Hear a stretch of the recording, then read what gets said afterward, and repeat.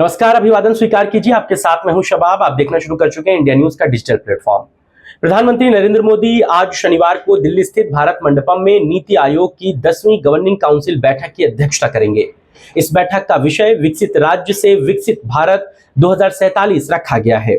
इसका उद्देश्य भारत को 2047 तक एक विकसित राष्ट्र बनाना है। ये बैठक केंद्र और सभी राज्यों तथा केंद्र शासित प्रदेशों को टीम इंडिया की भावना से एक साथ लाने की कोशिशें हैं। प्रधानमंत्री का मानना है कि जब तक राज्यों में जमीनी स्तर पर बदलाव नहीं होगा, तब तक 140 करोड़ भारतीयों की आकांक्षाएं पूरी नहीं की जा सकती हैं। इसीलिए सभी राज्यों से आग्रह किया गया है कि वो राष्ट्रीय प्राथमिकताओं के अनुरूप लेकिन स्थानीय जरूरतों पर आधारित दीर्घकालिक और समावेशी विजन दस्तावेज तैयार करें, जिनमें मानव विकास, आर्थिक प्रगति, सतत विकास, तकनीकी नवाचार और शासन सुधार शामिल हैं। इसके अलावा राज्यों को सलाह दी गई है कि वो अपने भूगोल और जनसंख्या संबंधी विशेषताओं का उपयोग करें और समयबद्ध लक्ष्य निर्धारित करें।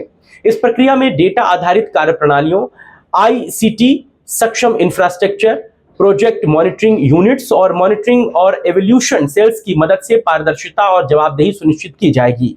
बैठक का एक अहम एजेंडा ये भी होगा कि राज्यों को विकसित भारत की नींव के रूप में कैसे तैयार किया जाए। इसके तहत उद्यमिता को बढ़ावा, स्किलिंग में सुधार और स्थायी रोजगार के अवसरों पर विचार किया जाए।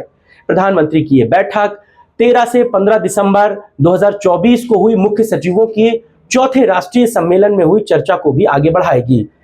गौरतलब है कि उस सम्मेलन का विषय उद्यमिता, रोजगार और कौशल को बढ़ावा देना, सांख्यिकी लाभ्यांश का उपयोग था। इसमें 6 महत्वपूर्ण क्षेत्रों पर सिफारिशें दी गई हैं।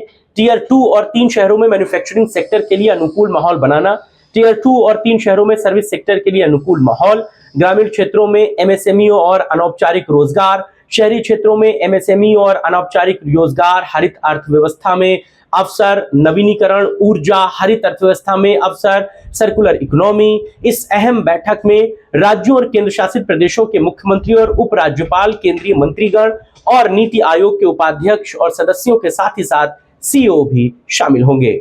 फिलहाल इस खबर और इस चर्चा में बस इतना ही।